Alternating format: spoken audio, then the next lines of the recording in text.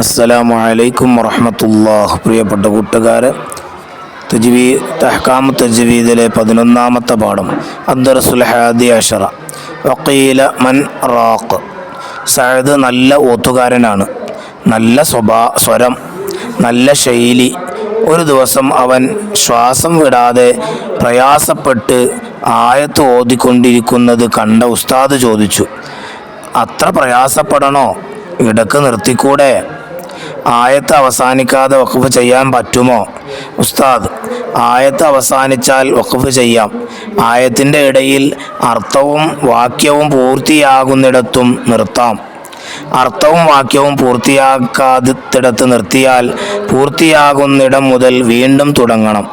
അല്ലാതിരുന്നാൽ തെറ്റായ അർത്ഥം ഊഹിക്കാനിടവരും.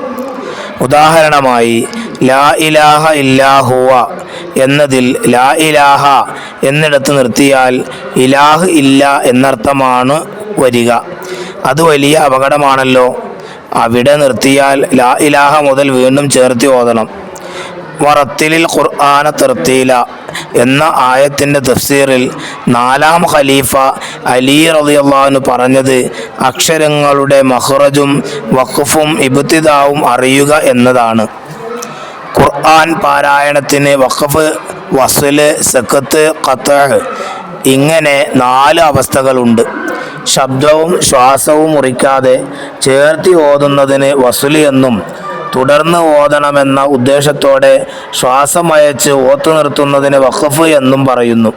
ശ്വാസമയക്കാതെ അല്പം അടങ്ങുന്നതിന് സക്കത്ത് എന്നും, ഓത്തിൽ നിന്ന് വിരമിക്കുന്നതിന് ഖത്അ് എന്നും പറയുന്നു. ഖുർആനിൽ 4 സ്ഥലങ്ങളിലാണ് സക്കത്ത് ചെയ്ത് പാരായണം ചെയ്യേണ്ടത്. വലം യജ്അൽ ലഹു ഇവജ ഖയ്യിമൻ ലിയുൻദിറ ബഅസൻ ശദീദൻ. അൽ കഹ്ഫിലെ 1 മുതൽ 6 വരെയുള്ള ആയത്തിൽ കാണാം. ഇനി ഖാലു യാ വൈലന മൻ ബഅസന മിൻ മർഖദിന ഹാദാ മാ വഅദുർ റഹ്മാൻ യാസീനിലെ 56ാമത്തെ ആയത്താണ്. വഖീല മൻ റാഖ് അൽ ഖിയാമയിലെ ആയത്താണ്. കല്ലാ ബൽ റാന അലാ ഖുലൂബിഹിം മാ കാനൂ യക്സിബൂൻ അൽ മുത്തഫിഫീനിലെ ആയത്താണത്. ഇനി നമുക്കതിൻ്റെ വർക്ക് നോക്കാം. അദ്ദർസുൽ ഹാദി അശറ. വഖീല മൻ റാഖ്. നക്തുബുൽ മാന അർത്ഥം എഴുതുക. വഖഫുൻ ഓത്ത് നിർത്തുക. സക്കത്തുൻ ശ്വാസമയക്കാതെ അല്പം അടങ്ങുക. വസ്ലുൻ ചേർത്തി ഓതുക. ഖത്ഉൻ ഓത്തിൽ നിന്ന് വിരമിക്കുക. ഇനി പൂരിപ്പിക്കാൻ നുക്കമ്മിൽ. ഖുർആനിലെ ആയത്ത് അവസാനിച്ചാൽ ഡേഷ് ചെയ്യാം വഖഫ്. 2 ഖുർആനിൽ ഡേഷ് സ്ഥലങ്ങളിൽ സക്ത് ചെയ്ത് ഓതണം. 4 3 ആയത്തിൻ്റെ ഇടയിൽ അർത്ഥവും വാക്യവും ഡേഷ് നിർത്താം പൂർത്തിയാകുന്നിടത്ത്. ഇനി ചേരുമ്പടി ചേർക്കുക. 3ാമത്തെ വർക്ക് ശബ്ദവും ശ്വാസവും മുറിക്കാതെ ചേർത്തി ഓതൽ. ഡി ആണ് ഉത്തരം, വസ്ല്. തുടർന്ന് ഓതണമെന്ന ഉദ്ദേശത്തോടെ ശ്വാസം അയച്ച് ഓത്ത് നിർത്തുക. എ ആണ് ഉത്തരം, വഖഫ്. ശ്വാസവും അയക്കാതെ അല്പം അടങ്ങൽ. ബി സക്കത്ത്. ഖുർആൻ പാരായണത്തിൽ നിന്ന് വിരമിക്കൽ. സി ആണ് ഉത്തരം, ഖത്അ്. ഇനി 4ാമത്തെ വർക്ക് ഉത്തരം എഴുതുക. 1 വറത്തിൽ ഖുർആന തർത്തീല എന്ന ആയത്തിൻ്റെ തഫ്സീറിൽ അലി റളിയല്ലാഹു അൻഹു പറഞ്ഞു, അക്ഷരങ്ങളുടെ മഖ്റജും വഖഫും ഇബ്തിദാവും അറിയുക. 2 വഖഫ് എന്നാൽ എന്ത്?